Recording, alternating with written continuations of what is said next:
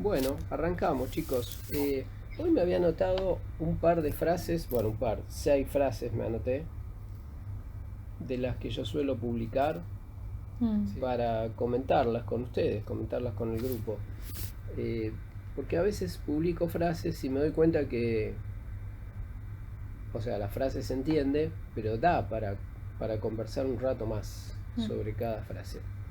Y de hecho lo tengo como plan escribir un libro con las frases explicadas, ¿no? O sea, con eh, cada frase y una hoja, una página o 2 páginas explicando la frase. Así que bueno, me anoté 6, no sé, vemos algunas y veamos según cuánto lleve cada una. La primera dice, si deseas muchas cosas, tendrás poco poder. Si no deseas nada, tendrás todo el poder. Mm. Eh, Esto se refiere, bueno, la explicación es simple, pero bueno, mucha gente obviamente no lo va a aceptar esto, mucha gente cree que la vida, la buena vida es con muchos deseos y con la satisfacción de muchas cosas y teniendo muchos bienes y teniendo proyectos y viajes y varias casas y varios autos, etcétera. Y de hecho la mayoría de la gente supuestamente exitosa en el mundo tiene eso y muestra eso y lo considera como un éxito. Pero parece tonto, ¿no? Pero no mucha gente se da cuenta de que poseer muchas cosas ya primero es un problema, es un gran trabajo de cuidado, de mantenimiento, de preocupación, de controles. Creo que la mayoría de la gente no es consciente de todo lo que trabaja para cuidar lo que tiene, incluso a veces cuando no lo usa. El otro día veía el caso de un amigo que tiene un barco, tiene como un yate, un barco, sí, no muy grande, pero muy bueno. Y el barco está estacionado en el Tigre o por ahí, en algún lugar, y es un montón de trabajo, y tiene que ir a Mm. limpiarlo, a lavarlo, mantenimiento, le llegan quejas, tiene que pagar una cuota altísima de cuidado y de estacionamiento, y está todo el año ahí, y a veces lo usa, casi nunca. O sea, a veces, excepcionalmente, bueno, navega un poco y siempre hay algo para repararle y siempre hay algo para pintarle. El agua obviamente ataca muchísimo. eh, o sea, si las cosas fuera del agua se oxidan adentro del agua, imaginen. Eh, pero bien, más allá de eso, técnicamente no soy un experto en navegación, pero es una gran complejidad. Ni hablar personas que tienen, no sé, un avión o varias casas o una casa en otro país. Pero bueno, parece una cosa muy sencilla, pero la verdad es que cero bienes obviamente es un problema. Cero. Si tengo cero, obviamente no va a andar. No tengo para vivir. Pero muchos bienes también es un problema. O sea que la curva de bienestar en función de riqueza no es una línea que siempre crece. Más riqueza, más riqueza, más. Es como una montañita, o sea, es como una parábola invertida. O sea, hay un cierto nivel de riqueza que genera un óptimo nivel de satisfacción y más que esa riqueza ya empieza a ser más problema que otra cosa. De todos modos, la frase esta está vinculada con esa idea, pero no va en realidad más al tema de los deseos. Porque, a ver, si una persona ya tiene muchos bienes es un problema, pero si además tiene deseos adicionales, algo que la gente no piensa suficientemente es que si yo tengo un deseo, significa que mi situación actual no es la óptima. O sea, si yo estoy en la situación A y tengo una serie de deseos, significa que yo quiero estar en la situación B. O Mm. sea, quiero estar en una situación que no es la que estoy. Y eso no es menor, no solamente no es menor, es algo tremendo. Eso significa que yo estoy en un lugar pero quiero estar en otro. Y eso significa que no puedo disfrutar de manera total y completa el lugar en el que estoy. hay gente que puede discutir y decir, no, yo estoy acá en esta situación, estoy bien, pero sigo teniendo deseos de cosas adicionales, pero no termina de razonar la mayoría de las personas, no llegan a razonar en profundidad lo que eso implica, y que implica que tener deseos significa no estar en el lugar deseado, obviamente, porque si estoy en el lugar deseado no tengo deseos, y realmente la situación de una persona, la situación perfecta debería ser una situación en la cual le pregunten, bueno, ¿qué deseas? Y la persona pueda decir tranquilamente, no deseo nada, o sea, deseo estar acá donde estoy. No, pero no querés cambiar de país, de ropa, de familia, de pareja, de trabajo, no querés cambiar nada, no tenés una nueva casa, un nuevo auto, no. Esto es perfecto. Bueno, esa es la situación óptima a la que todos queremos acceder, o sea, una situación donde me sienta perfecto y no necesite otra. Pero para que eso se dé, entonces yo no tengo que tener deseos, y eso es algo que es muy poco aceptado, por lo menos en el mundo occidental. No tener deseos para una persona casi es como degradante, como una persona no desea nada, no tiene ambiciones, no sirve. Tiene que ver con las etapas que siempre hablamos, ¿no? Siempre hablamos de que un ser humano evoluciona a través de varias etapas, pero siempre hablamos de tres principales. Hay una primera etapa muy básica en la cual típicamente una persona no tiene deseos, no tiene mayores deseos, pero eso es porque todavía no se activó, todavía no conoció el mundo, todavía no se le despertó la ambición y el egoísmo, el deseo de tener cosas, o tener fama, o tener poder, etc. Después hay una segunda etapa donde la persona se despierta y empieza a tener muchos deseos. Y después hay una tercera etapa en la cual la persona vuelve a no tener deseos, porque se da cuenta de que en realidad los deseos son como un cáncer, en realidad. Pero todo es una paradoja y todo es muy enredado, porque en realidad tener esos deseos es necesario. Es necesario pasar por el error de tener muchos deseos para poder darnos cuenta de que en realidad es mejor no tener deseos. La persona que está en la primera etapa no lo puede ver, porque obviamente la persona en la primera etapa no tiene deseos, nunca los tuvo, y no sabe. Hola, ¿qué tal? ¿Qué tal? Y no sabe lo que es tener deseos. ¿Qué tal? Hola. ¿Cómo están? Vienen a arreglar algo.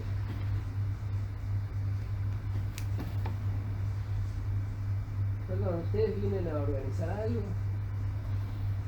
No. Me voy.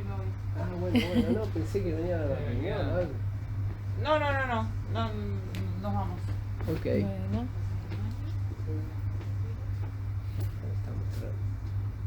Bueno, vinieron a mostrar el salón. Y no sabíamos si venían acá a la Ni charla. la cordialidad de decirlo. ¿Eh? Ni la cordialidad de decirlo.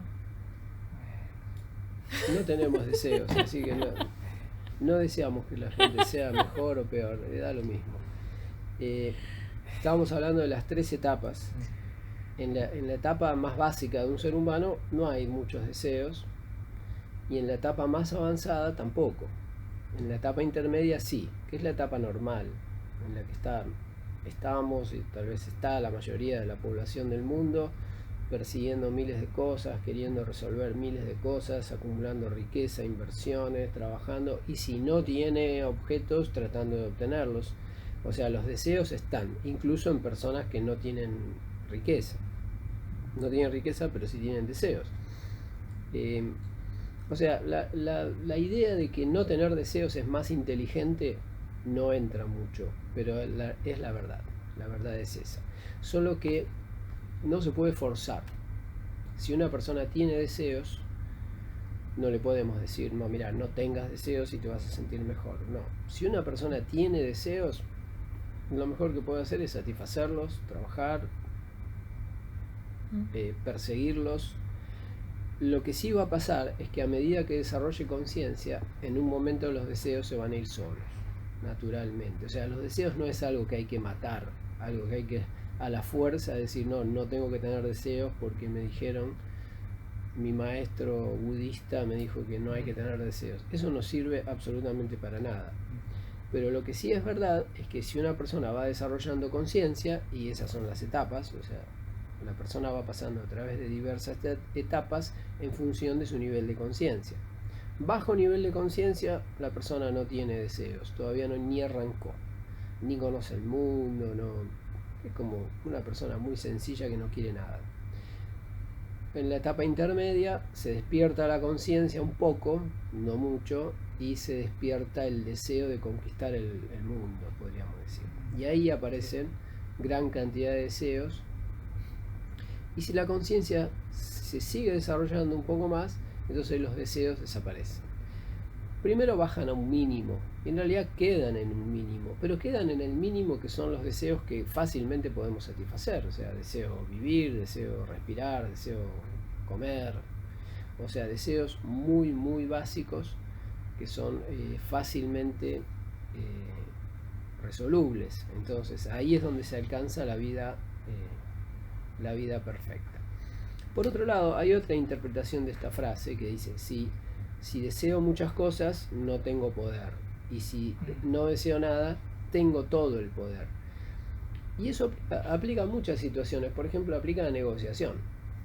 Si una persona está en una negociación y desea muchas cosas, entonces no tiene poder, porque en realidad cualquiera lo puede manipular a esa persona, porque quiere tener cosas y las personas que le vengan a ofrecer esas cosas lo van a poder controlar de alguna manera. Es como decir, si estamos en una discusión y digo, bueno, ¿qué te puedo ofrecer? Yo quiero de vos que hagas tal trabajo, por ejemplo. ¿Qué te puedo dar a cambio para que hagas tal trabajo? Pero si la persona no tiene ningún deseo, me puede decir nada. Yo no quiero trabajar y no deseo nada. Entonces no hay forma en que vos me puedas comprar. O sea, una persona que no tiene deseos no puede ser comprada. Es totalmente libre. Y eso es algo matemático. Cuanto más deseos tenemos, menos libres somos y más fácilmente podemos ser comprados. Porque, no sé, por ejemplo, si una persona desea, no sé, belleza y viene alguien y le ofrece cómo tener belleza, y bueno, esa persona se vuelve un esclavo. Es decir, ¿qué querés que haga? Lo hago porque quiero obtener lo que vos podés ofrecer, porque es algo que yo deseo. Ahora, si una persona no desea nada, entonces es libre. Y en realidad la única forma de ser libre es no desear nada. No es fácil de digerir, es una situación que se alcanza, no hay que forzarla, o sea, de ninguna manera la recomendación es dejar de desear. No, si una persona tiene muchos deseos, tenelos, satisfacelos. La etapa en la cual los deseos te empiezan a parecer estúpidos o te empiece a parecer inútil satisfacer los deseos, va a venir sola, viene sola. Hay personas que tal vez ni se lo imaginan, porque hay personas que están en el medio de 20 proyectos, cambiando la casa, construyéndose una casa de fin de semana, no sé, haciendo miles de cosas, y alguien le dice, mira, todos esos deseos que tenés se te van a ir. Vas a ver que va a venir un momento en que lo vas a ver como totalmente inútil y vas a tener ganas de simplificar, de deshacerte de todo y quedarte con lo mínimo y quedarte tranquilo y no estar corriendo con contratistas, con obreros que construyen, con el proveedor de esto, con el proveedor del otro, con el que te está fabricando la pileta en la quinta, en el medio del campo, que te queda a 200 kilómetros de tu casa. O sea, vas a querer que no haya absolutamente ninguna complejidad en tu vida. Hay personas que no lo van a que tal vez no lo crean eso, digan, no puede ser, porque esto de tener muchas cosas y muchos proyectos es algo bueno y siempre lo voy a querer. Bueno, ya van a ver que eso va a desaparecer. Bien, esta es la primera frase.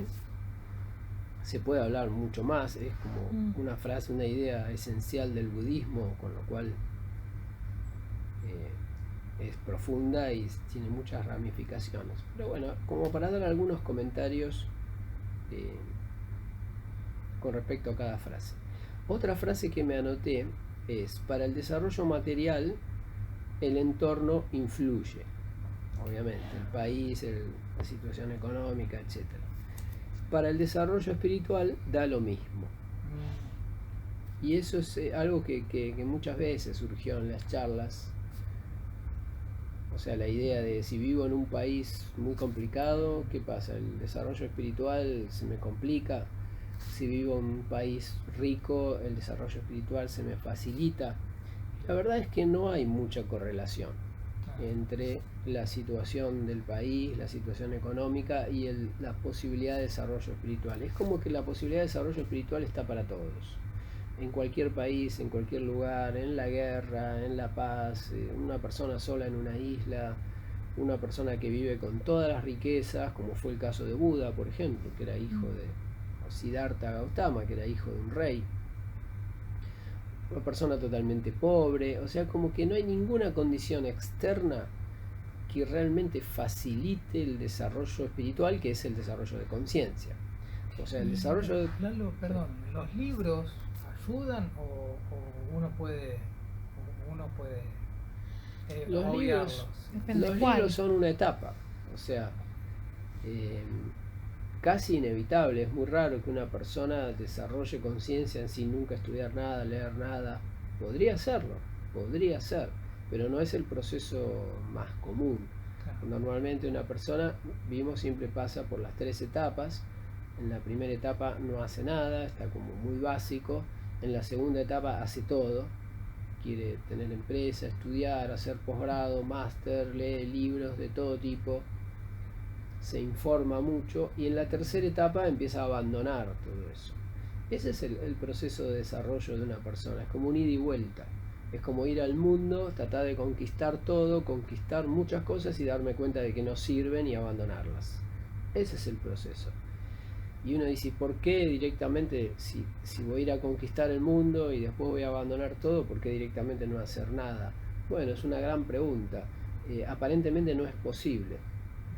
O sea, aparentemente para poder abandonar el mundo material hay que tenerlo en algún momento. O sea, como no puedo abandonar algo que no tengo, que nunca tuve, que no conozco. Sería como decir, es rechazar algo que no conozco, que es como una forma de ignorancia, ¿no? Como decir, vamos a tal lugar. No voy. ¿Por qué no querés venir? Porque no me gusta. Pero ¿fuiste alguna vez? No, nunca fui. Entonces es como que hay que ir. O sea, la historia del ser humano y de la humanidad es que como para desarrollarse hay que caer en el error. Hay que caer en la competencia, en la búsqueda material. Es como que la experiencia enseña para que pasar a la otra etapa, porque si no viviste... O sea, si estás en la primera etapa no sabes ni qué buscas. En la segunda etapa, bueno, cosas que lograste. Y en la tercera etapa te desprendes, porque decís, ya fue suficiente, me basta, y busco la conciencia o el despertar de la conciencia. Bueno, así es el proceso, así es. Conocer el mundo para darte cuenta de que el mundo no sirve. Y está no alcanza, no es lo que resuelve tu vida. Conocer, tener una empresa, tener un trabajo, tener pareja, tener familia, tener una mansión o tener un castillo y darme cuenta de que no sirve, de que no es suficiente para tener paz y felicidad, o sea, para tener un bienestar total. Aparentemente es necesario caer en ese error de la etapa 2, pero es verdad que no todo el mundo cae en la misma medida. Como que hay personas que tratan de avanzar en el mundo material y rápidamente se dan cuenta de que no sirve. O sea, no sé, se compraron una bicicleta, al rato se aburrieron, entonces ahora necesito una moto, y se compraron la moto y ahora la moto no sirve, necesito un auto usado, un auto viejo, y después de 2 o 3 pasos se dan cuenta de que es un proceso que es una trampa. Se dan cuenta de que no tiene fin ese proceso. Que yo quiero algo, lo tengo y no sirve más, y quiero otra cosa, y lo tengo y no sirve más. Entonces hay personas que cuando ven ese fenómeno un par de veces ya se dan cuenta de que no va por ahí.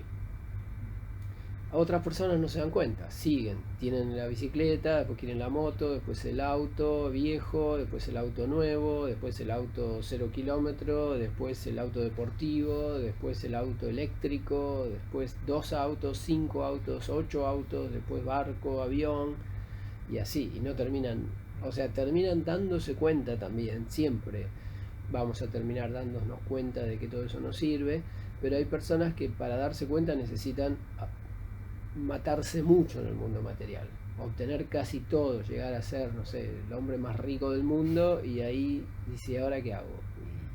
Estoy viejo, no sirvo para nada, no puedo ni caminar, pero tengo toda la riqueza del mundo, por acá no era, acá algo falló.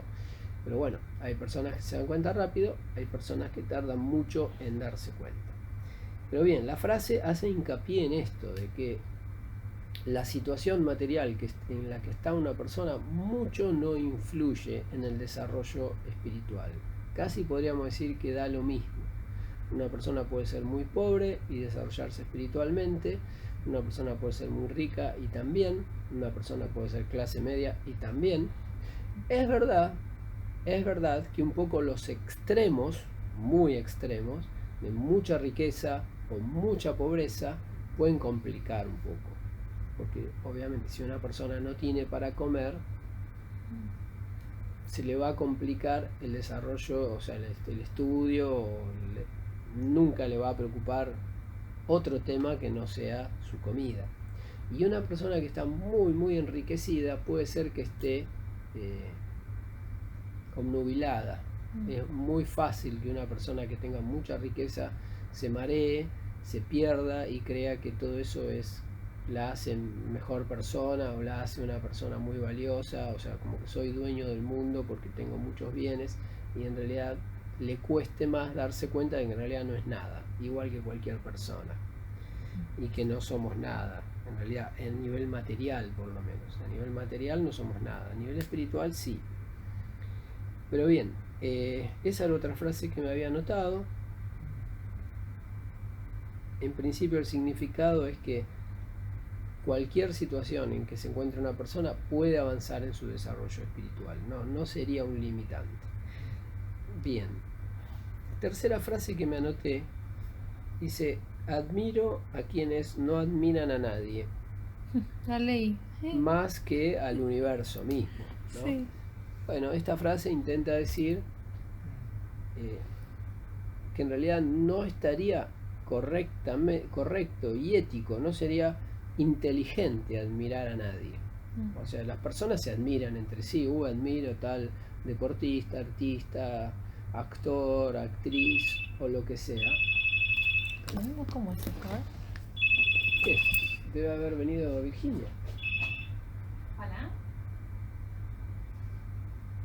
Virginia para Nato. Sí, que suba. Sí. Gracias.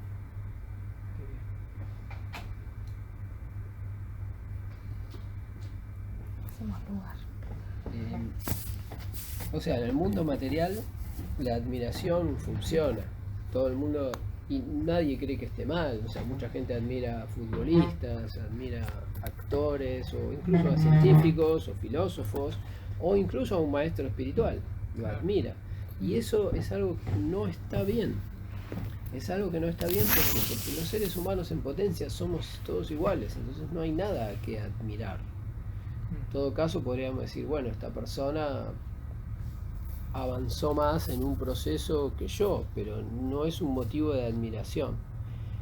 Lo único que tiene motivo de admiración es aquello que realmente es superior a todos nosotros, y es el universo, o sea, la causa de donde todos provenimos, y eso merita admiración.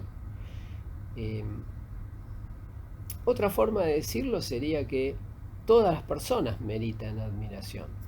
Entonces pierde sentido, porque, o sea, si toda persona merece admiración, entonces ninguna merece admiración. Es lo mismo, somos todos iguales. Sería otra forma de decir lo mismo. Toda persona tiene, en realidad, para decirlo de manera correcta, todo ser humano tiene un componente que es admirable, que es su conciencia, su alma, pero es una parte de Dios, del Creador. O sea que lo único admirable es el Creador, o la conciencia creadora, o como lo querramos llamar, que es la causa original de todo el universo. Eso es admirable. Es admirable, además es un misterio, es algo que nadie puede comprender en su totalidad. Pero eso mismo que es admirable está en el universo, es la esencia del universo, y también es la esencia de cada persona. Entonces, todas las personas somos admirables. Entonces, si somos todas, no somos ninguna. Entonces, buenas tardes. Hola.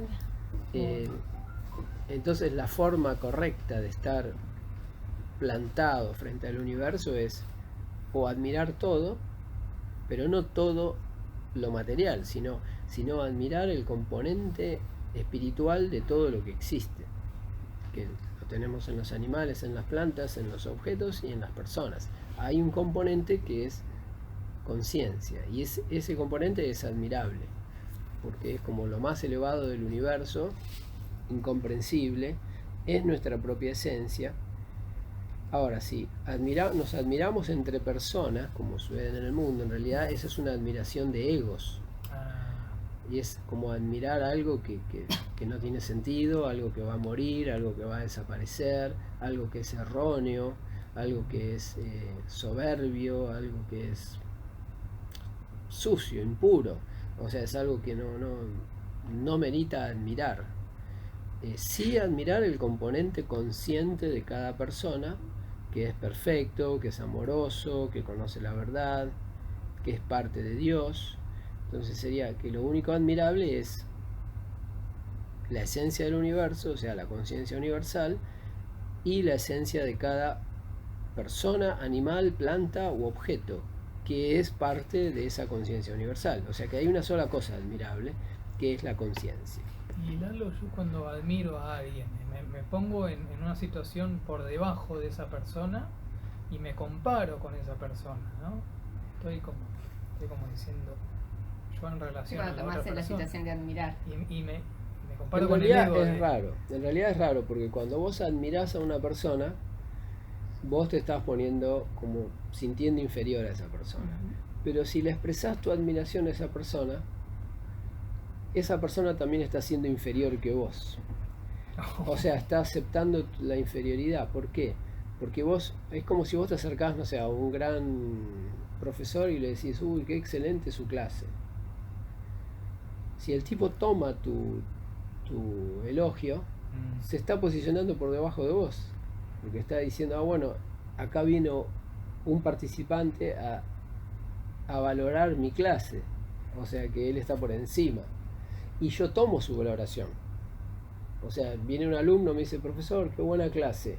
Si yo siento, es muy sutil la diferencia, ¿no? Si yo lo miro, digo, bueno, este pelotudo que no sabe nada, y me viene a decir qué buena clase, bueno, está bien, gracias, anda querido, anda, mi amor. Ahora, si viene un alumno y me dice, Lalo, qué buena tu clase, y yo lo siento, entonces yo me estoy poniendo inferior. Porque yo estoy sintiendo que él es el que valora, él le pone el valor a mi clase, no yo. Que tiene los conocimientos Ni como la para clase, poder- o sea, está por encima que yo. O sea que la admiración es como un proceso de rebajarse, de un lado y del otro. No, o sea, es un proceso incorrecto, no inteligente, no está alineado a la realidad del universo. No hay nada admirable o todo es admirable. Esa es la realidad. Pero el todo se refiere a la parte consciente, ¿no? La parte inconsciente es una parte que, o sea, la parte inconsciente del mundo no tiene sentido, no puede ser admirable porque es algo caótico. Es como decir, uy, admiro, no sé, se te cayó un vaso del piso, se hizo bolsa, quedaron todos los vidrios esparramados y decís, admiro esos vidrios. No hay ningún mérito ahí. O sea, nunca hay un mérito en algo caótico, o sea, en algo azaroso. En algo azaroso no hay mérito. Para que haya mérito tiene que haber conciencia, tiene que haber intención, tiene que haber algo que controla. En toda persona hay algo de conciencia y eso es admirable. En todo animal, en toda planta, en todo objeto del universo hay algo de conciencia y además hay una conciencia universal, original, que es la que generó a todas las demás, con lo cual esa sí es la más admirable de todo. Y si yo digo, admiro a Buda, que logró la iluminación, Y vos sos igual que Buda, o sea, pero yo no me iluminé todavía.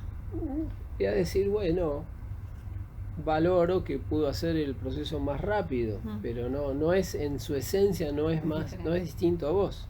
Es Claro. como que un gramo de oro diga admiro Un gramo de oro. a otro gramo de oro, algo así. Solamente que un gramo de oro, no, la única diferencia entre vos y Buda es que vos no te diste cuenta de lo que sos y él sí.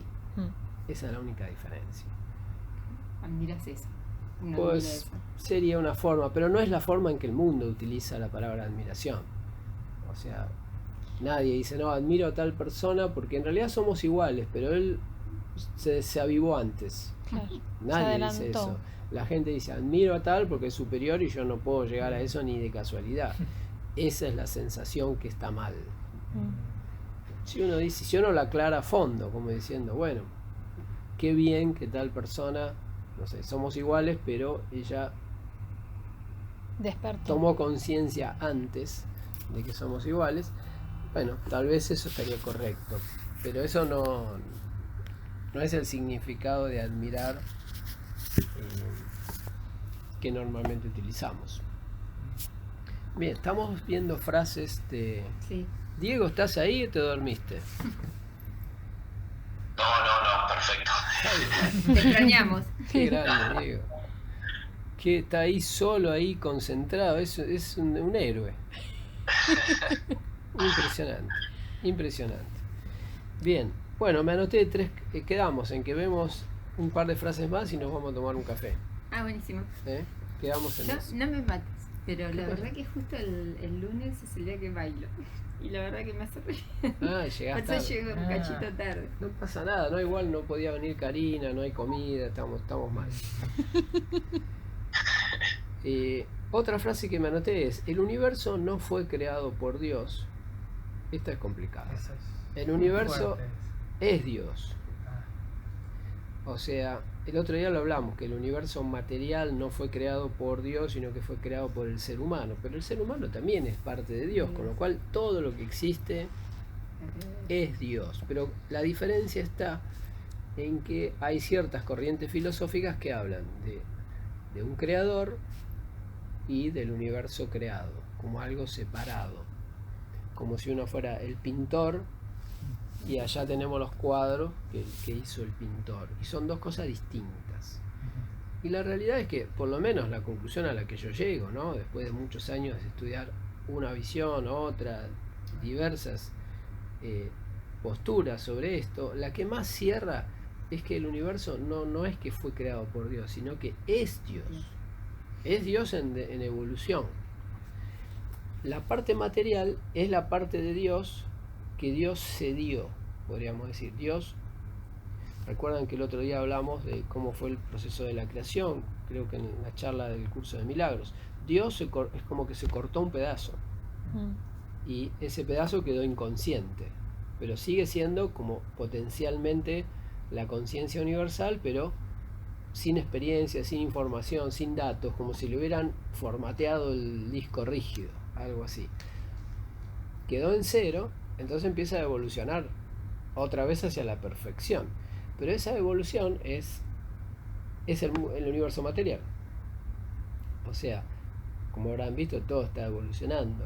Los animales cada vez son más cercanos al hombre, las plantas son cada vez más sofisticadas, los seres humanos son cada vez más sofisticados. O sea, sofisticados no, porque sofisticado es una mala palabra. Más conscientes, más desarrollados. O sea, el ser humano actualmente no es el ser humano medieval, ni es el ser humano de la era de piedra, de la época de piedra. O sea, hay una evolución y esa evolución es la parte de Dios que Dios permitió evolucionar. O sea, es como Dios originalmente es una conciencia perfecta, no tiene nada que evolucionar, nada que cambiar, ya está. Es así, no es material, ya está como en el punto de llegada, que es conciencia total.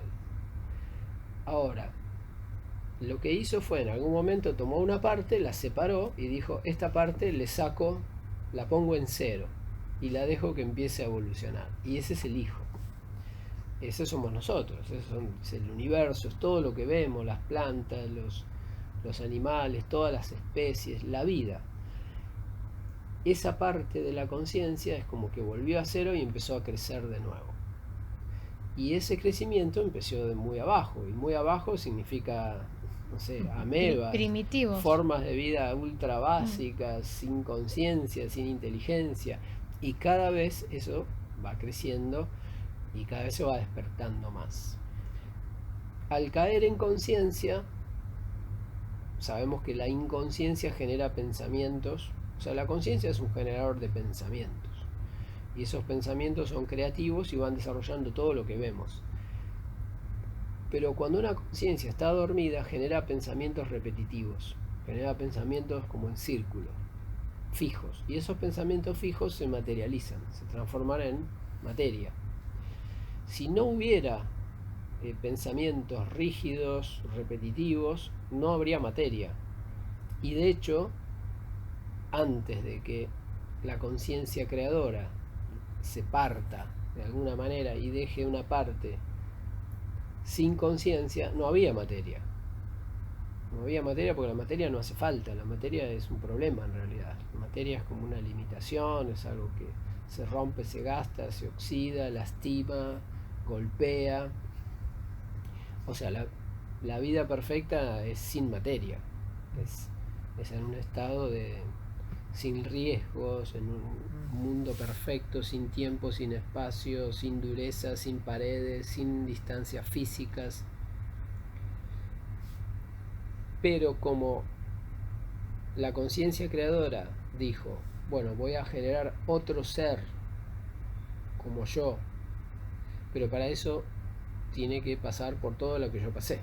Bueno, no sabemos si pasó, en realidad no sabemos, pero la conciencia creadora, o sea, por lo menos para llegar a tener la conciencia total, tiene que pasar por todas las experiencias posibles, y esas son las manifestaciones que vemos en el universo. Por eso el universo no podemos decir que fue creado por Dios, o no sería la forma más correcta de decirlo. Más correcto es decirlo que es una expresión de Dios. O sea, el otro día escuchaba una conferencia, no sé de quién es, pero supongo que es de Osho, en la cual él daba el ejemplo y decía, la creación del universo a partir de un creador es más como la de un bailarín con su baile y no la de un pintor con su cuadro. El pintor con su cuadro son como cosas separadas, pero el bailarín con su baile no. El bailarín se expresa y aparece el baile, se deja de expresar, desaparece el baile. Es como que están juntos, no es una creación separada, como hay muchas religiones y disciplinas que lo consideran de esa manera. Dicen, no, hay que rezarle a Dios, y acá hay otra cosa que no es Dios. Esto no sé, es el objeto creado por Dios y Dios está en otro lado. En realidad, una visión más correcta, más lógica y que explica mejor todo lo que sucede es que Dios está atrás de todo lo que existe. Es como el sustento de todo lo que existe, hasta de esta mesa. Pasa que esta mesa tiene un sustento de conciencia muy bajo. Su sustento es una conciencia muy baja. Entonces, su forma, su posición es siempre la misma. Es rígida, sus acciones son cero. Su capacidad comunicativa es cero. Su capacidad de relación es cero, porque es un objeto. Está en un nivel muy bajo de conciencia. Una planta está mejor, un animal está mejor, y en los animales hay toda una gama. En las plantas también hay toda una gama. Y en los seres humanos hay una gama aún mayor. O sea, seres humanos de muy baja conciencia que se parecen, haciendo una analogía, a una mesa, digamos. O sea, seres humanos que no se mueven, que no hacen nada, que no cambian, que no aprenden, que no se comunican, que no entienden, que no escuchan, que no aprecian. Podríamos decir, es como un paralelo entre el ser humano muy básico y un objeto. No son iguales, obviamente, pero hay cierto parecido en el sentido de que muy poca sensibilidad. La conciencia es como una forma de medir la conciencia, es la sensibilidad. O sea, cuanto más consciente es una persona, más sensible es, pero no entendiendo la sensibilidad como la sensibilidad emocional, como la sensiblería. La sensibilidad es la capacidad de diferenciar cosas y de percibir más absolutamente los detalles de todo lo que se puede percibir. Es bastante común a veces ver a una persona poco consciente. Me ha pasado muchas veces esto en el trabajo. por ejemplo, o en la facultad también. No sé, a veces un grupo de alumnos entrega un trabajo práctico y yo los reúno y les pregunto, bueno, este trabajo práctico, ¿qué le ven? O sea, ¿qué le ven para mejorar? Al trabajo práctico que ustedes mismos hicieron, ¿no? ¿Qué le ven para mejorar? Y dicen, no, nada, ya cumple todo, está todo.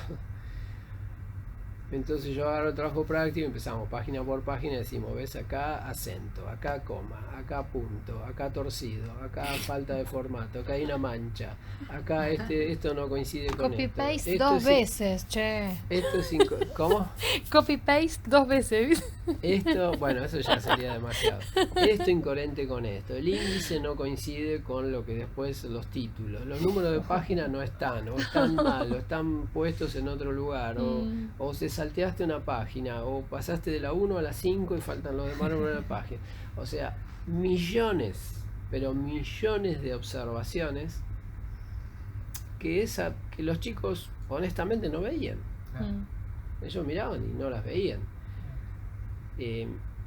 Bueno, esa es una forma muy simple, muy terrenal de explicar qué es la conciencia. O sea, la conciencia es la capacidad de detectar cosas. También se ve mucho en el trabajo, por ejemplo, y también bueno, Virginia lo va a ver muchísimo en su trabajo. No sé, es como traigo a mi casa un albañil y le digo, bueno, tengo esta pared, Yo estaba pensando lo mismo. yo necesitaría que me la dejes 10 puntos, por ejemplo. Y es probable que el albañil te mire y te diga, Ya ya está. está, 10 puntos. La hice ¿Qué perfecta.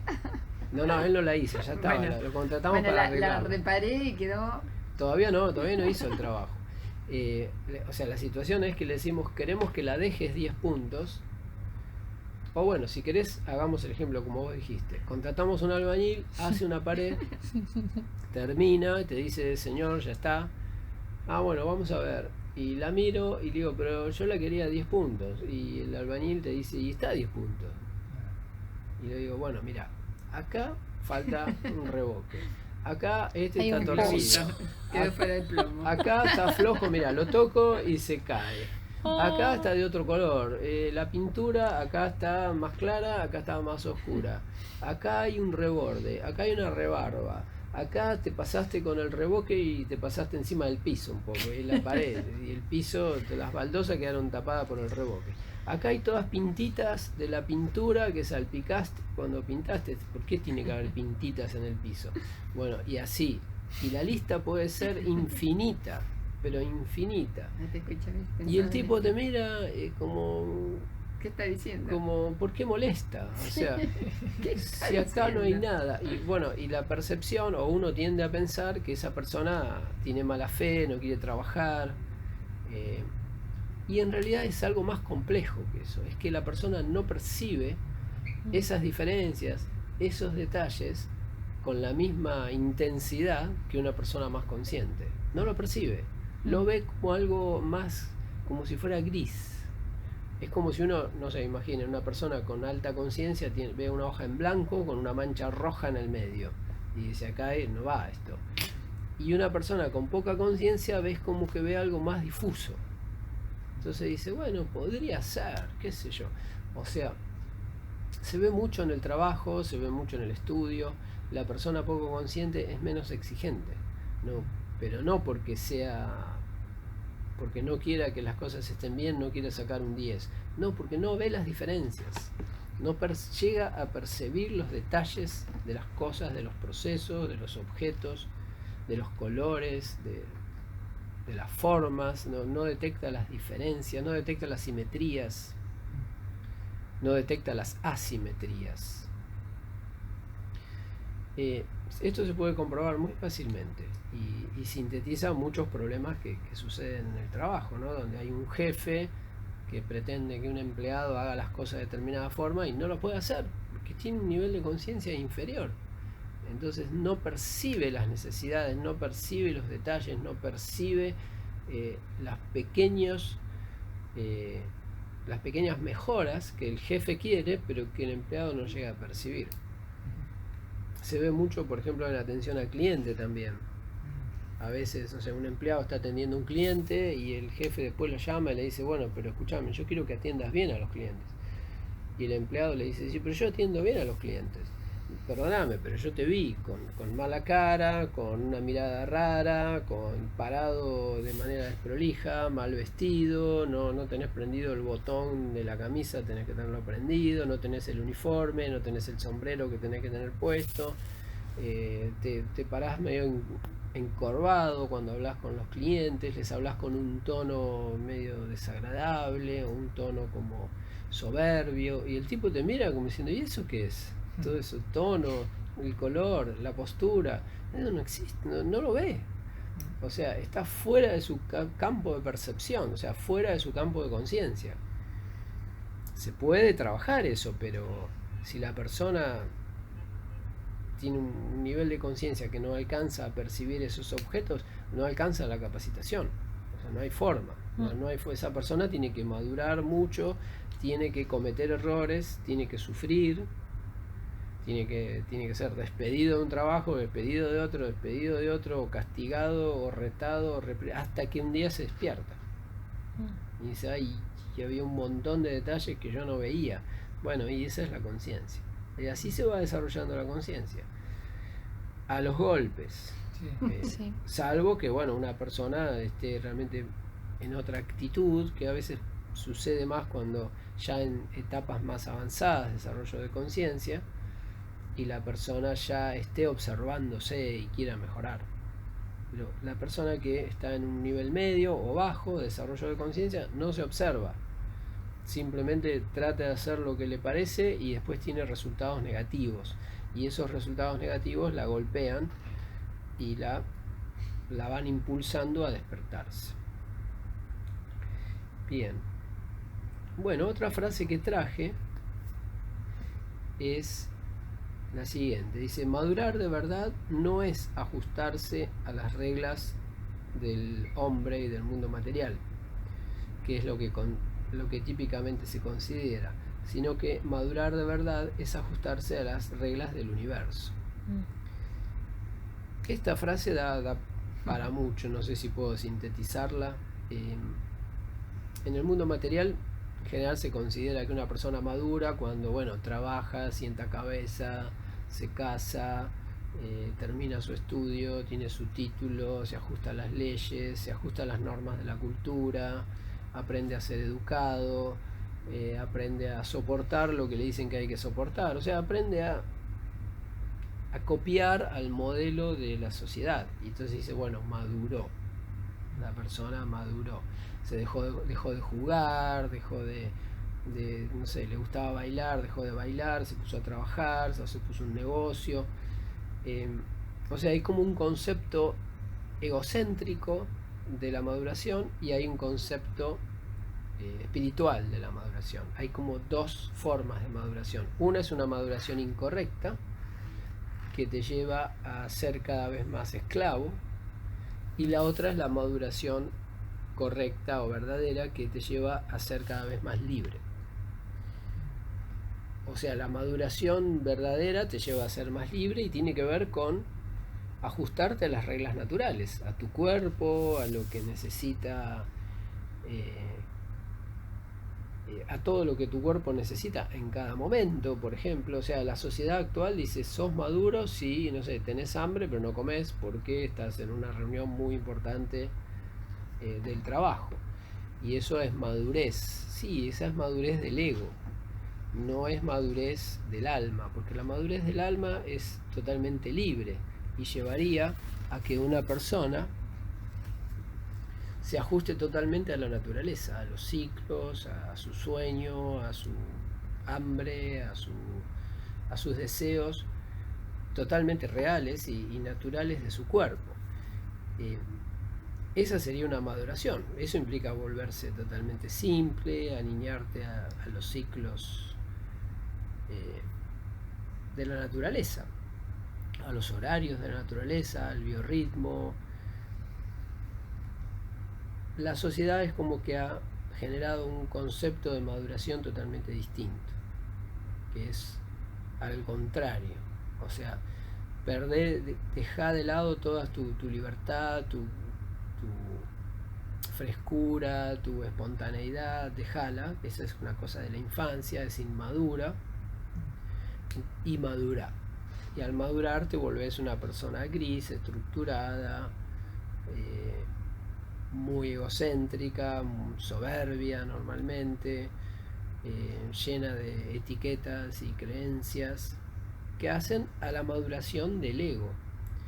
Pero bueno, esta frase viene un poco a separar cómo la sociedad insiste en que las personas maduren, pero desde un punto de vista del ego, y cómo lo que verdaderamente nos va a hacer bien es madurar, pero desde el punto de vista de la conciencia, ¿no? Del ego, totalmente distinto. De hecho, una maduración a nivel de la conciencia hace desaparecer el ego, así que ¿qué maduración? El ego no necesita maduración, necesita desaparición. Pero la sociedad ha creado como este proceso de maduración del ego, que no es ni más ni menos que todas las reglas de la cultura.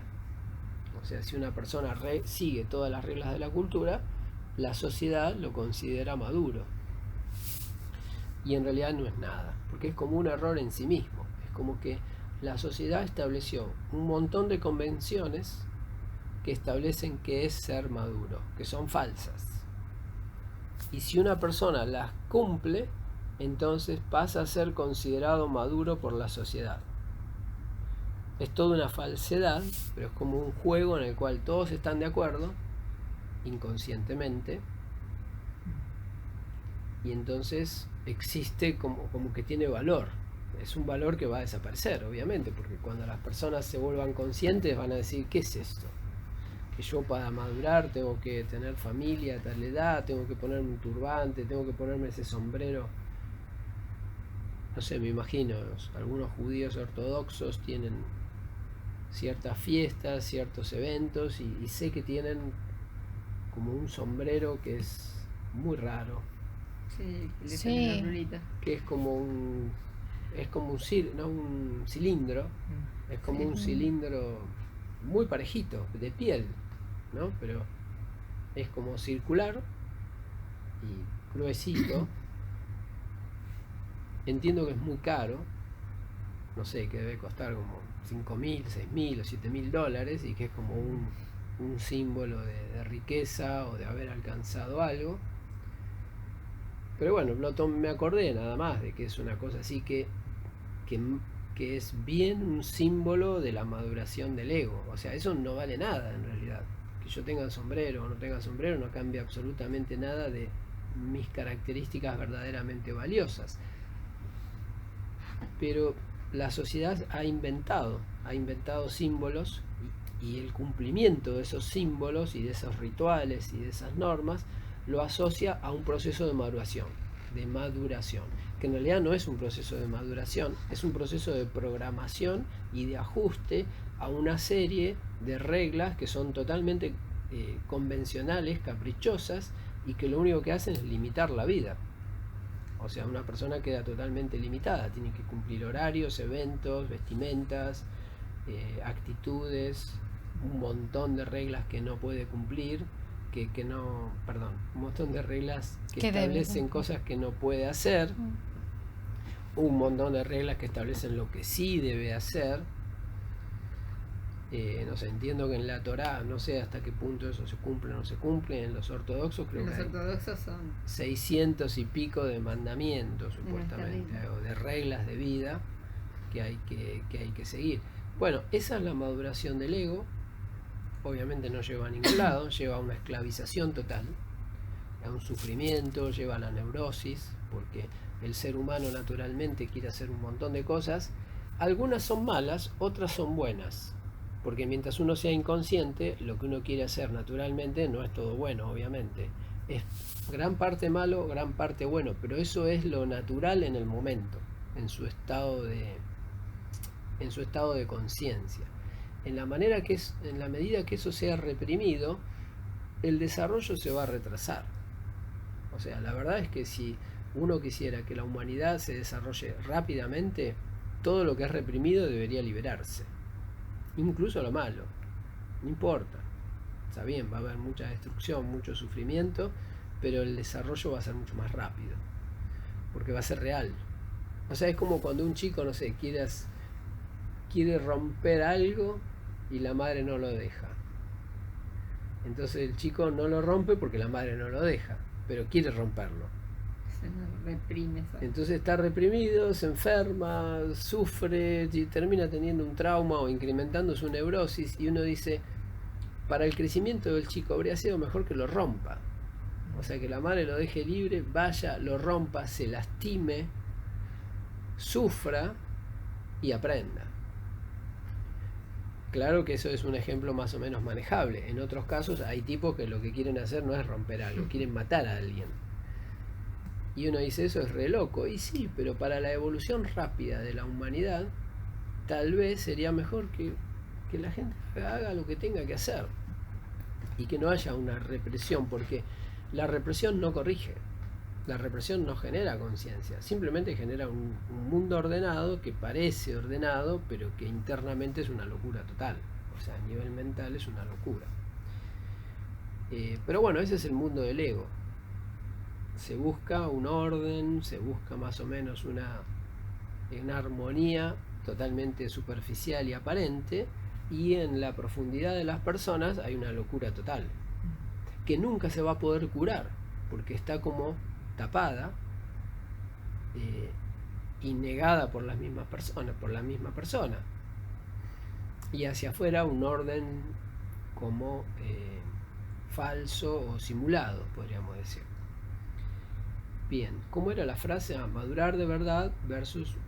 O sea, madurar de verdad sería no seguir todas las reglas de la cultura, sea la que fuere, ¿no? Que recién hicimos un ejemplo del judaísmo ortodoxo, pero podría ser cualquier otra, o el catolicismo, o el budismo, o la cultura oriental o occidental, o del norte o del sur, o de una tribu, o de lo que sea. Esas reglas son reglas establecidas por el hombre, y el que las sigue obviamente es felicitado, es premiado por esa cultura, pero en realidad el que la sigue se está destruyendo, no está madurando. Lo único que está haciendo es ajustarse a un sistema de reglas que alguien inventó, que no tiene absolutamente ningún valor. Pero el universo tiene un conjunto de reglas que sí tienen valor, que no fueron creadas por nadie, o sea, ya están. Son las reglas del universo, son las reglas de Dios, si uno quiere decir, si uno quiere llamarlo así. Son las reglas que hacen a las leyes naturales, que tienen que ver con la ética, y que no están escritas en ningún lado, no hace falta escribirlas, y que surgen naturalmente con la conciencia. O sea, cuando una persona se vuelve consciente, automáticamente conoce las reglas naturales. Mientras una persona es inconsciente, no conoce las reglas naturales, entonces se ajusta a las reglas que el entorno le impone, no conoce otras. En algún momento aparece la pelea, ¿no? Cuando una persona se empieza a volver consciente, se da cuenta de que estuvo siguiendo miles y miles de reglas de la sociedad que su conciencia le dice que están mal. O sea, un ejemplo muy tonto o básico, no sé si tan tonto o muy sencillo, sería, no sé, hay culturas orientales donde los padres no permiten que los hijos se casen con cualquier persona, que hay las familias y hay arreglos y qué sé yo.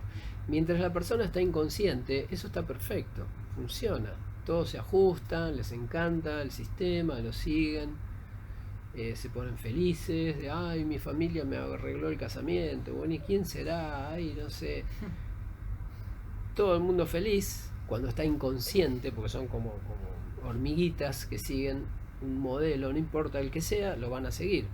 Ahora, cuando un integrante en esa familia empieza a despertar un poco de conciencia, inmediatamente se da cuenta que todo eso es una locura y no lo puede seguir, y ahí empieza el conflicto interno. Y eso le pasa a muchísima gente, o sea, muchos chicos que nacen en familias muy estructuradas, que quieren que el hijo siga toda una serie de reglas culturales, que se case con alguien de la misma raza, de la misma religión, del mismo país o de la misma nacionalidad o de lo que sea, y el chico dice, esto no me cierra. Obviamente se empieza a liberar. Cuando empieza a aparecer la conciencia, empieza a aparecer el proceso de maduración real, que no es el anterior.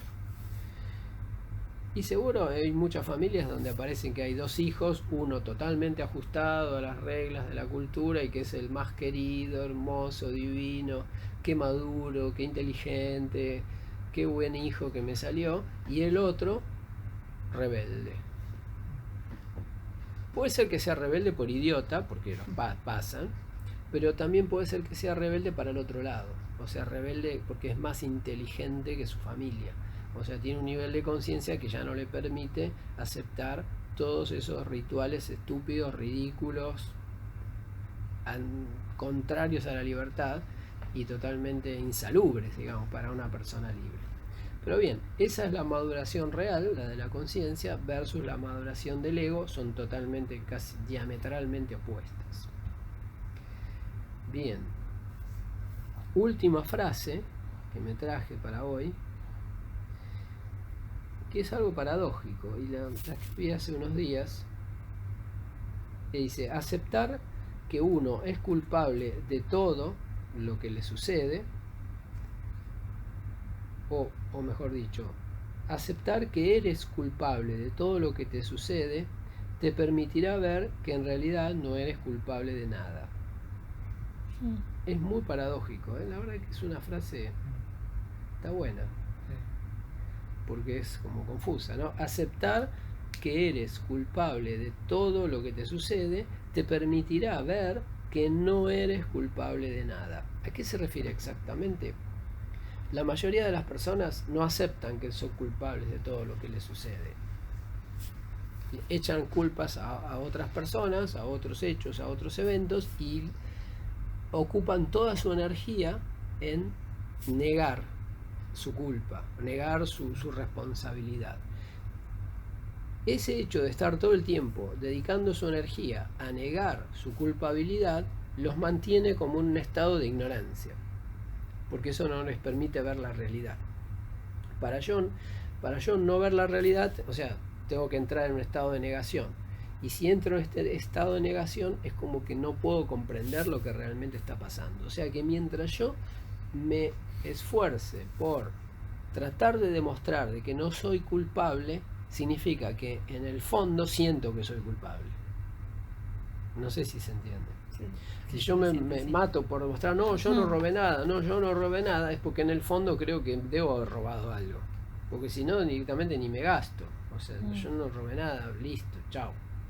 No estoy desesperado por demostrar algo. Entonces, la persona que está media desesperada, y es el común de las personas, por justificarse y que yo no tengo culpa por esto, y yo porque yo hice bien, no, porque yo hice todo, no, porque yo cumplí. La persona que está muy desesperada por demostrar que no tiene culpa, en realidad internamente se siente culpable. Es ridículo, pero es así. Es así. ¿Y cuál es la salida?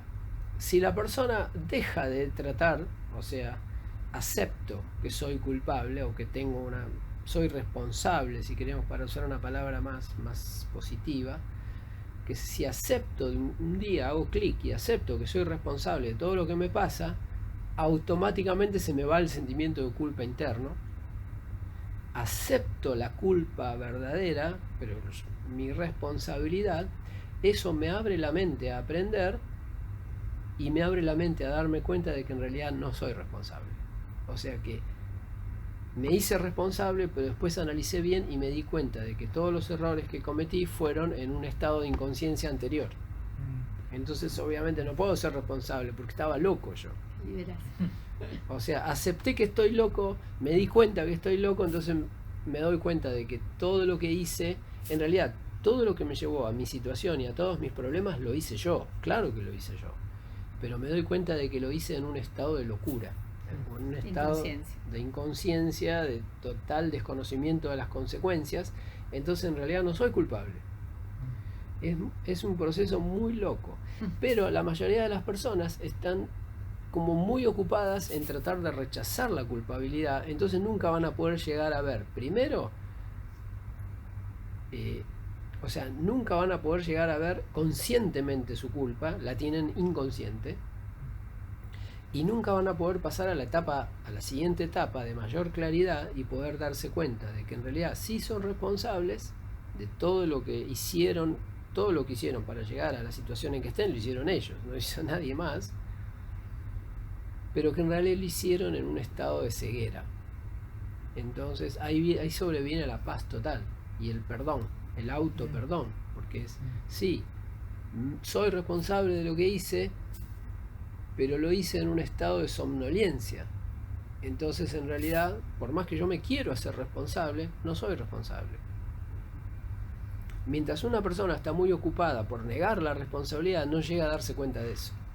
Entonces en realidad está tratando de escapar a una responsabilidad que no tiene. O sea, es como está tratando de justificar, no, yo no soy culpable, y en realidad no es culpable. Pero está en una situación en que trata de defenderse, pero tiene una culpabilidad inconsciente. De esa situación no puede salir nunca, hasta que acepte la culpabilidad. Cuando acepta la culpabilidad, se borra la culpabilidad. Es muy paradójico. Pero está bueno. Muy paradójico. Y hay veces que uno se miente. O sea, para no castigarse, cuando uno es muy exigente con uno y sabe que se equivocó, hay un proceso de autodefensa donde querés que no, porque sabés que después, pero está bueno, con esa postura. Pero es una aflojando manera de todo, perder, claro. se borra todo. Claro, no es genial, te digo la verdad que en mi caso es genial. Si poder tomar esa conciencia y liberarte, ¿no? Sí. Es realmente un Bueno, uno proceso es psicológico exigente. llamativo. Sí. Como todo el mundo preocupado por negar su responsabilidad, cuando si la aceptás, desaparece. Pero si no la aceptás, va a seguir estando en tu subconsciente como una espada. Y te vas castigando, te das. Sí, y la persona va a seguir sufriendo. Bueno, como debe ser hasta que no... El sufrimiento no puede detenerse mientras no desarrollemos conciencia, porque si se detuviera, entonces no se detendría el desarrollo de conciencia, cosa que no sería nada divertido. Bien, bueno, esto es todo, gente. Buenísimo. Me anoté unas frases y creo que en todas las reuniones me voy a anotar así un grupo de frases. Está buenísimo. Sí, algunas las veo. Lo que pasa es que yo entro a Instagram y a Facebook y a veces es como que se me actualiza. Estoy mirando una de las frases, un poco larga, la leo y después se me aparece otra. Entonces lo que tengo que hacer es entrar en tu perfil Sí, y leerlas. porque si no las perdés. Claro. Ya estamos, Diego, ¿eh?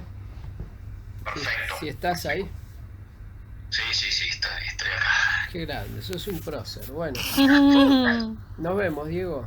Bueno, un saludo para todos allá. Dale, un Dale, un abrazo. beso. Saludos. Paso.